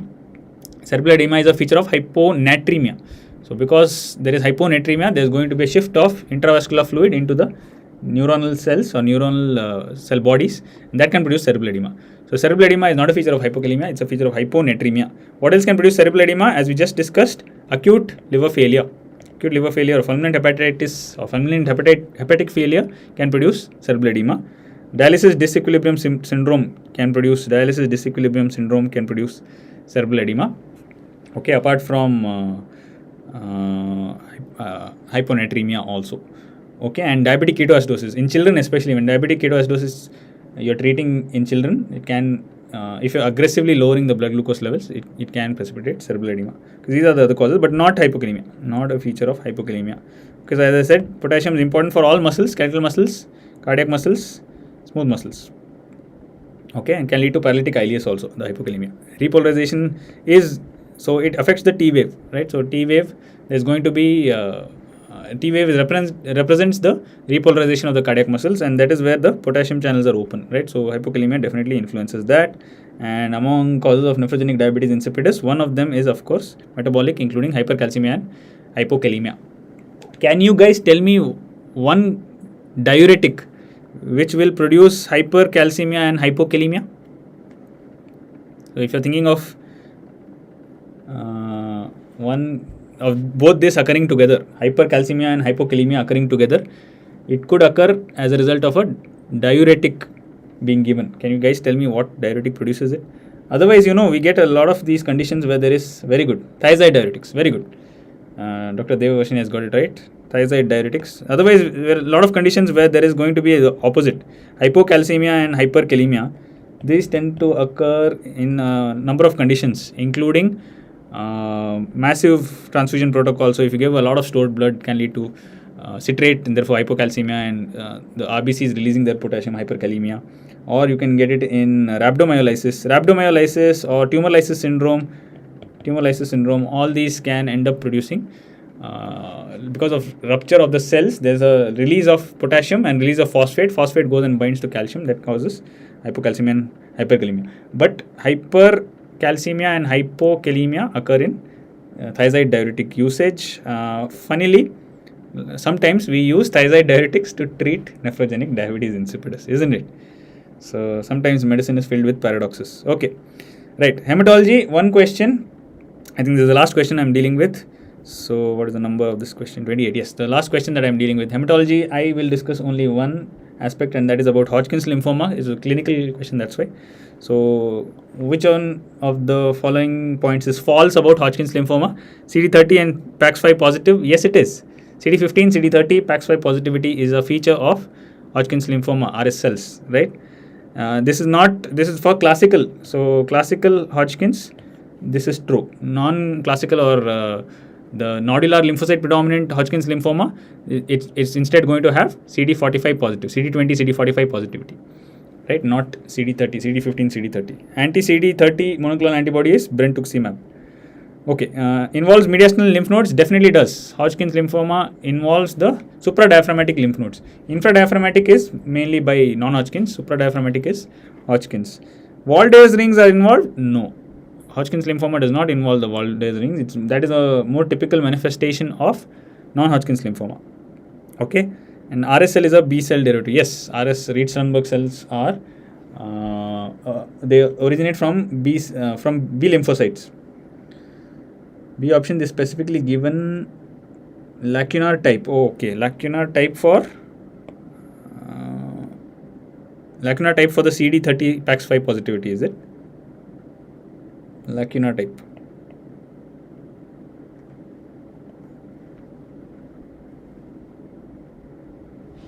Yeah, but it would still apply, because lacunar RS cells are also part of classical Hodgkin's. So unless they have mentioned it as popcorn cells, or unless they have mentioned it as nodular lymphocyte predominant type of non-classic Hodgkin's, CD15, CD30, PAX5 should apply to all the classical Hodgkin's RS cells. Yeah, but among the options, Walde's ring involvement, if this has been mentioned, if Walde's ring lacunar type for mediastinal, sir. Okay, lacunar type for mediastinal. Okay, I think that's a more generic statement. Lacunar type of RS cells will be found in or will end up involving the mediastinal lymph nodes more. I think that's a more generic statement. It's okay. It should not be false. I mean, it doesn't stand out as a false statement. Even if it's not strictly true, it doesn't stand out as a false statement. But this stands out as a false statement. Involves Walde's rings. That's not a common occurrence. Walde's rings are generally spared. Lymph nodes are involved. Tonsils and those Walde's ring constituents are generally not involved in Hodgkin's. Non-Hodgkin's does involve it though. Okay, RS cells are B cell derivatives. This is true. Okay. Yeah. So that was about medicine recall. 28 questions that I have tried to recollect and try to get your inputs. I'm grateful for your inputs also. This is just me explaining a little bit about lymphomas. So if you find lymph nodes and they're contiguous, so the thing about Hodgkin's lymphoma is the lymph nodes will be rubbery in consistency. Okay, and contiguous involvement favors Hodgkin's lymphoma. Non-contiguous lymph node involvement, non-contiguous, if they're not in contiguity, If the lymph nodes are enlarged, then you favor non-Hodgkin's lymphoma. Okay, below diaphragm, subdiaphragmatic involvement is more common in non-Hodgkin's lymphoma. Waldeyer ring involvement is more common. Hepatosplenomegaly is more common in non-Hodgkin's lymphoma. Okay, and Hodgkin's lymphoma, there are going to be clinical features like rubbery lymph nodes, mediastinal involvement, sparing of the Waldeyer's rings. Remember one point about alcohol. So, on consuming ethanol, the lymph nodes can end up becoming tender, can become painful. Okay, in Hodgkin's lymphoma, and there can be paraneoplastic manifestations, including hypercalcemia. That's because these cells they do possess the 1-alpha hydroxylase activity to produce calcitriol. So elevated calcitriol levels, minimal change disease can occur as a part of nephrotic syndrome. Paraneoplastic cerebellar degeneration. Can you tell me the antibody for Hodgkin's lymphoma associated cerebellar paraneoplastic cerebellar degeneration? Antibody associated with Hodgkin's lymphoma, which is responsible for paraneoplastic cerebellar degeneration.